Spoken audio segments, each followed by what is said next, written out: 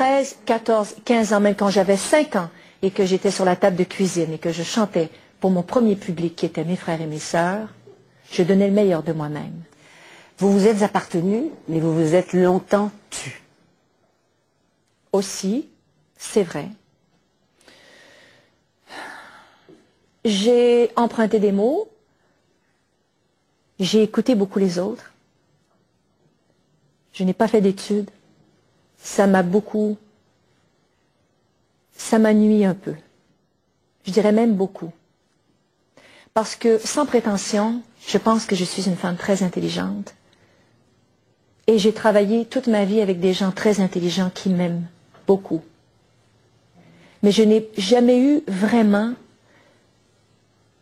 tout le matériel nécessaire pour pouvoir me défendre. Alors j'ai toujours eu peur des questions. Ah oui, c'est ça. Parce que... Vous étiez constamment sur la défensive alors? Non, je n'étais pas sur la défensive, mais quand je montais sur scène et que j'avais 15 ans, je ne savais pas quoi dire à mon public. Parce que je n'étais plus sur la table de la cuisine. Parce que mes frères et mes sœurs me soufflaient les mots. Et soudainement, mon deuxième public ne me soufflait plus rien. Il s'attendait à quelque chose de moi. Alors quand je disais « Bonsoir, mesdames et messieurs, il me fait grand plaisir d'être avec vous ce soir », c'était du par cœur. Alors René et compagnie m'écrivaient des textes que j'apprenais par cœur. Mon cœur battait de lui-même. J'étais franche dans les mots que je disais, dans l'émotion que j'interprétais sur scène, dans chaque mouvement que je faisais. Mais les mots avaient été écrits pour moi. Mais là, vous habitez l'espace des mots. Disons que je peux maintenant me permettre de vivre entre les lignes de mes chansons. J'aurais pu rester là où tout est doux. Moi j'avais pas le choix, c'est fouillé partout. Le monde est un facteur qui se joue d'idées ou rendez-vous dans un autre monde, dans une autre vie. Quand les nuits seront plus longues, plus longues que les nuits. Et mourir, oh mourir, et de vivre dans vie. Rendez-vous toujours vite parmi mes appétits, ouais. Dans la réalité des choses, avec la célébrité qui est la vôtre, et que vous avez été testé quand même partout sur la Terre, parce que c'était pas évident, vous ne pouvez pas savoir comment vous alliez être accueilli, vous pouviez l'espérer, mais pas le savoir à ce point-là. Vous ne pouvez pas être comme tout le monde, vous ne pouvez pas circuler, par exemple, vous n'avez pas la liberté même physique de circuler seul, vous ne pouvez pas vous promener dans les rues, vous. Je peux tout me permettre. Alors expliquez-moi. Je vais essayer. Je peux tout me permettre. Mais c'est à moi de décider si j'ai envie de sortir de chez moi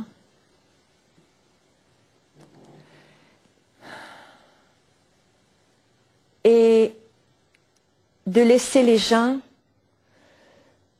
faire des photos de moi sans ma permission, de m'adresser la parole, de venir se projeter sur moi, de se précipiter sur la voiture, de prendre des photos de René Charles, même quand on loue un grand hôtel, avec une grande terrasse qui coûte très cher pour avoir un moment de soleil privé, eh bien je m'aperçois que même avec tous ces montants d'argent, que le soleil appartient à tout le monde. Et que même nous, on ne peut pas avoir cette liberté d'être tranquille, d'être avec soi-même. Alors j'ai deux choix. Je ne veux pas que mon métier gagne sur moi. J'ai choisi de faire ce métier. Vous voulez dire que votre métier vous envahisse? Je ne veux, exactement, je suis mon pire ennemi. Et c'est pas la chanteuse qui va gagner, c'est Céline qui va gagner.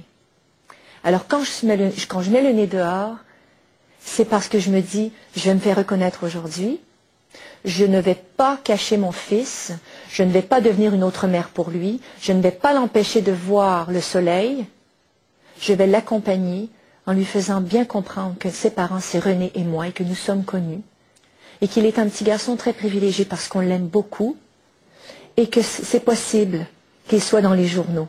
Et si j'ai pas envie de me faire voir, je reste chez moi. Mais Madame Bombardier, je dois vous dire que je ne vais pas perdre ma vie pour la chanson. Mais on a l'impression, dans les dernières années, vous l'avez dit à quelques reprises, on a l'impression d'une telle volonté de vous réapproprier vous-même. Je pense que ça m'a donné l'opportunité. Mais ça vient avec le succès, c'est parce que vous avez eu le succès. S'il n'y avait pas eu cet énorme succès, vous n'auriez pas, cette assurance-là serait moins grande, non? Je dirais plutôt que ça vient avec la maturité. Parce que le succès, j'ai toujours honnêtement voulu m'en éloigner. J'en suis consciente. Expliquez-moi ça. J'en suis consciente. Oui. Je suis consciente de ma popularité, du succès, des chiffres. Bon, on peut aller très loin dans cela. J'en suis consciente. Je vous ai dit tout à l'heure que j'étais une femme intelligente. Donc, Oui, je très suis bien. consciente de ça. Mais je m'en éloigne beaucoup. Parce que je ne veux pas que ça prenne le dessus sur moi.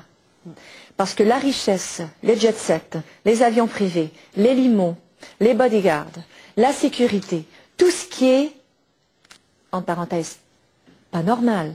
Non, Je certainement ne veux pas que ça m'affecte. Je ne veux pas que ça affecte la vie de ma famille, de mon fils surtout. Moi, je vous ai entendu un jour dire à des journalistes, je crois que c'était à Londres, vous avez dit, vous savez, quand je prends un taxi, hein, vous avez dit ça spontanément. Oui. Mais en fait, les taxis, ça fait 25 ans, 20 ans, 25 ans, vous n'en avez pas pris. Mais je me suis dit, le simple fait qu'elle parle comme ça, c'est comme si, au fond, vous croyiez que vous le preniez. Et je me suis dit, c'est peut-être ça qui fait, effectivement, qu'elle vit une vie normale. C'est qu'il y a une perception. C'était quand même extraordinaire de dire une chose pareille. Puis c'est pas parce que vous voulez mentir, pas du tout. Non, du tout. C'est comme si vous croyiez que vous en preniez, quoi. Vous savez, j'essaie de ne pas trop me poser de questions. Oui. Est-ce que parce que mes réponses à mes questions me font peur? Je ne sais pas. Oui, Moi, je pense que mon plus grand succès, le fait que, quand je parle du succès, je parle du succès de ma tête, de mon cœur qui est resté au bon endroit, de ma tête qui est restée sur mes épaules, et de voir clairement bien les choses, c'est que je me suis éloignée de ce que je fais. Je ne fais pas partie du métier que je fais. Quand je me donne corps et âme, c'est par passion, c'est par amour, toujours. Vous parlez de vous donner corps et âme.